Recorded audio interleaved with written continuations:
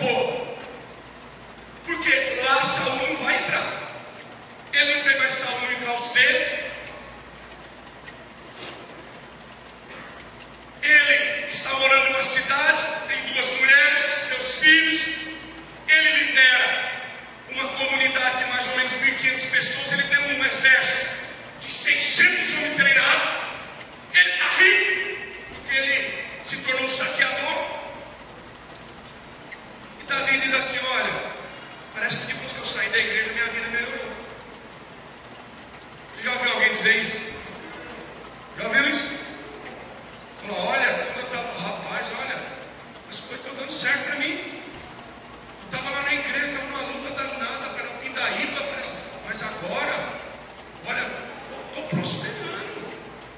Estou ganhando dinheiro, comprando um carro, comprando uma casa, está tudo bem.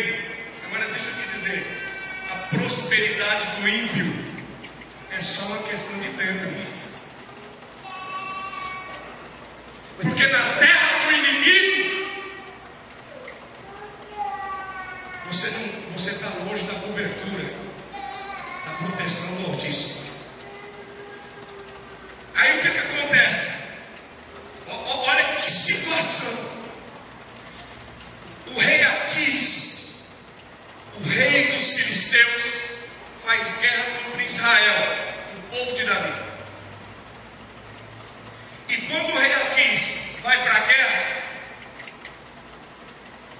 ele diz: Davi, você vai lutar comigo, Davi? E Davi entra em crise. E Davi espera 3 dias. Escuta bem, Davi tem que tomar uma decisão. Se ele vai lutar do lado do inimigo, se Davi vai lutar contra os seus irmãos e o seu povo, ou se ele não vai fazer guerra contra os seus irmãos e o seu povo. Estamos falando do grande rei Davi, irmãos. Davi tem que decidir: eu vou ficar do lado do inimigo,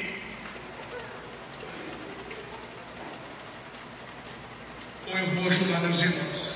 Sabe o que Davi decide, apóstolo? Vou ficar do lado do inimigo. Davi reúne os 600 e vai guerrear contra o seu próprio povo, contra os seus próprios irmãos. Olhe bem aqui para mim. Quando eu olho para esse texto, eu arrepio, irmãos. Porque eu já pastorei há mais de 13 anos. E às vezes eu fico pensando o seguinte: como que acontecem guerras dentro da igreja, irmãos? Não sei se aqui no Mato Grosso do Sul acontece isso, mas eu já passei muitas noites sem dormir. Eu já fiquei doente. Porque a gente, como pastor, a gente erra. Eu já cometi muitos erros, irmãos. Na verdade, a gente mais erra do que acerta. Davi foi ferido. Davi foi humilhado. Davi foi perseguido. E quando Davi se vê perseguido, humilhado, quando ele se vê preterido, quando ele vê, ele tem uma promessa. Meu irmão, a promessa de Deus para a vida de Davi não era que ele ia liderar mercenário. A promessa de Deus para a vida de Davi não é que ele ia ser líder de 1.500 pessoas, que ele ia ser líder de 600 guerreiros mercenários. A promessa de Deus para Davi, a unção de Deus sobre Davi, era que ele fosse rei sobre Israel. Mas o abandono, a humilhação machucou o coração de Davi, e ele decidiu guerrear contra os seus irmãos.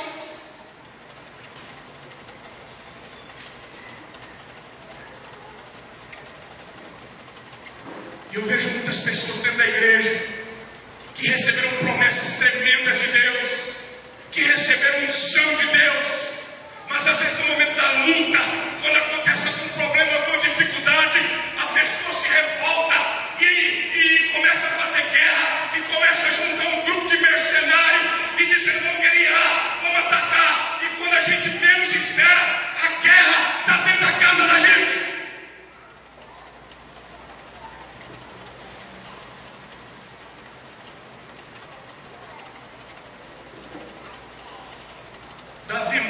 3 dias pelo deserto. Eu penso que são os 3 dias mais longos da vida dele. E quando ele chega no campo de batalha, meu irmão, Deus é tão maravilhoso que Deus move o coração dos generais dos filisteus. E ele chega para Aquis e diz: eu não confio nesse cara não. Ele não vai ter coragem de lutar contra os irmãos dele. No meio da batalha ele vai se voltar contra nós. Manda esse Davi embora. Eu não confio nesse cara, a gente não precisa dele não. E Aquis chega para Davi e diz: ô Davi, ó, eu confio em você, mas o povo não confia. Então obrigado por ter vindo. Volta para lá. Volta para Ziclag. Vai cuidar da sua família. E a hora que acabar a guerra a gente se encontra. Veja bem, Davi tinha marchado 3 dias para lutar contra os seus irmãos. Agora ele marcha 3 dias de volta, 6 dias no deserto. Isso é muito importante para nós. Eu estou pintando a cena para vocês. Depois de 6 dias marchando no deserto, quando ele está chegando em Ziclag, ele só vê fumaça. Por quê? Porque os amalequitas aproveitaram a situação da guerra e eles pegaram a cidade sem soldados, sem homem, sem vigia. E os amalequitas atacaram. Não atacaram, atacaram Judá também. Atacaram Israel. E agora atacaram Ziclag. Incendiaram a cidade. Levaram mulher, levaram filhos, filhas, gado, rebanho, ouro, prata. Incendiaram a cidade toda. Meu irmão, Davi dormiu rico, acordou pobre. Tudo que Davi tinha construído virou cinza. Por quê, pastor? Porque a prosperidade sem Deus, irmãos, ela não tem alicerce. É uma casa construída na areia. Você pode ouvir as histórias de todo mundo que prosperou sem Deus, que construiu algo sem Deus. Veio um vento e leva tudo. Davi estava na terra do inimigo. Ele achou que estava tudo bem, mas ele estava fora do propósito de Deus. Deus não tinha chamado Davi para viver com os filisteus. Deus tinha chamado Davi para reinar em Israel. Olha aqui para mim. Tudo que você construir, olhe bem para mim, tudo que você construir fora do propósito de Deus, você vai perder. Tudo que você construir fora do propósito de Deus, Deus não tem compromisso com você nisso. Davi perdeu tudo. E é uma angústia tão grande. Porque a Bíblia diz, a história narra, que Davi e os 600 choraram, gritaram, até não ter mais força. E chegou a hora que Davi começou a olhar de um lado e do outro, e começou um motim. Porque alguns homens começaram a pegar em pedras para apedrejar o líder. Porque veja bem, até aquele momento o time estava ganhando. Meu irmão, enquanto o time está ganhando, o técnico tem emprego. Vocês sabem o que eu estou dizendo? Aqueles homens não eram nada. Aqueles homens eram errantes no deserto. Eles eram mercenários, homens perseguidos. Davi treinou, Davi deu nome, aquele Davi deu casa, Davi fez com que aqueles homens constituíssem família.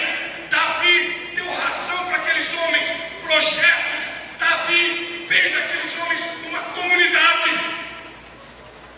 Mas quando aqueles homens percebem que perderam tudo, eles decidem matar Davi. Vamos apedrejar Davi. Davi olha para aqueles homens que ele tirou da sarjeta, que ele tirou da lama, aquelas pessoas que ele estendeu a mão, que ele deu casa, que ele deu comida. E agora, aquelas pessoas, aqueles homens que estão tentando me matar ele. Irmãos, olha aqui para mim.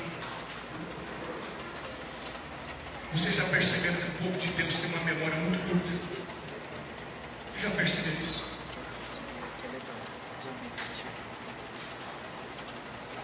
Vocês já perceberam como é que a gente se esquece muito rápido daquele que fez o casamento da gente, que apresentou os filhos da gente, que visitou você de madrugada, que foi ver você no hospital.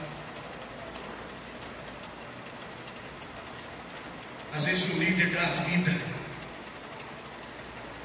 ele restaura a tua identidade, o teu caráter, ajuda você a restaurar o teu casamento. Passa 1 ano, 2 anos, 3 anos. Não, eu acho que o meu lugar não é mais aqui.